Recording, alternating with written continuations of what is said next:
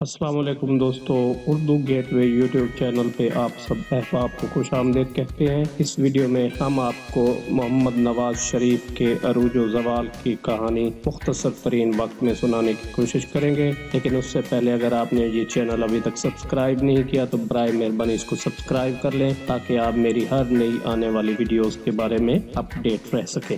دوستو، 25 دسمبر 1949 کو ایک متوسط گھرانے میں پیدا ہونے والے بھولے بھالے سے غیر سیاسی میاں محمد نواز شریف مستقبل میں اس قدر اہم کامیابیاں سمیٹیں گے یہ کسی نے سوچا تک نہ تھا۔ قانون کی تعلیم حاصل کرنے والے نواز شریف 70 کی دہائی کے اواخر میں ملک کی سیاست میں داخل ہوئے۔ 1981 میں ضیاء الحق کی حکومت کے دوران پنجاب کے وزیر خزانہ بنے اور بعد ازاں وزارت اعلیٰ کے منصب تک جا پہنچے۔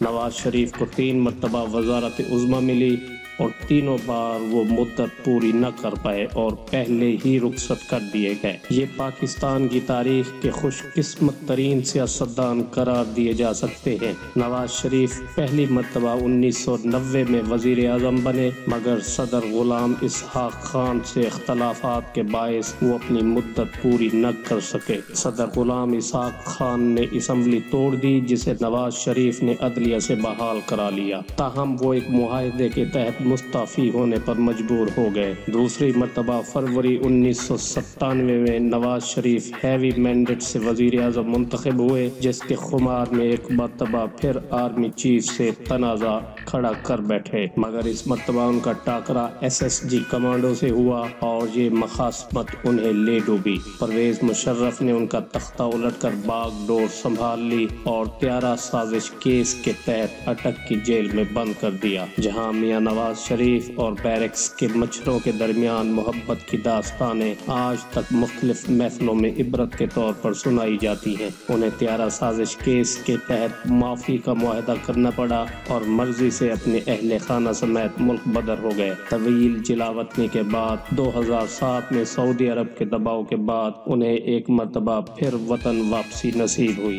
نواز شریف پہ قسمت کی دیوی دوبارہ 2013 میں مہربان ہوئی اور وہ ایک مرتبہ پھر وزارت عظمیٰ پہ متمکن ہوئے، تاہم سبق پھر بھی نہ سیکھا۔ شومی قسمت کی انہیں اس مرتبہ عمران خان کی صورت میں سخت اپوزیشن کا سامنا کرنا پڑا۔ اپنے اچھے کاموں کے باوجود بھی انہیں اپنی زندگی کی سب سے سخت اپوزیشن کا سامنا رہا، جس میں انہیں ہر محاذ پر بدترین پسپائی اختیار کرنا پڑی۔ سونے پہ سہاگا، غیر ملکی صحافیوں کی جانب سے پاناما کیس ان کی جان پہ عذاب کی صورت میں نازل ہوا۔ جماعت اسلامی اور عمران خان کی جانب سے پاناما میں آف شور کمپنیوں کے معاملے کو عدالت لے جانے جیسا اقدام ان کی وزارت عظمیٰ کے خاتمے کا سبب بنا، مگر سلسلہ یہیں تک موقوف نہ رہا، بلکہ اس مرتبہ عدلیہ کی جانب سے انہیں مسلم لیگ نون کی صدارت سے نااہل قرار دے کر ان کے سیاسی کیریئر پہ سوالیہ نشان لگا دیا گیا۔ بلا شبہ نواز شریف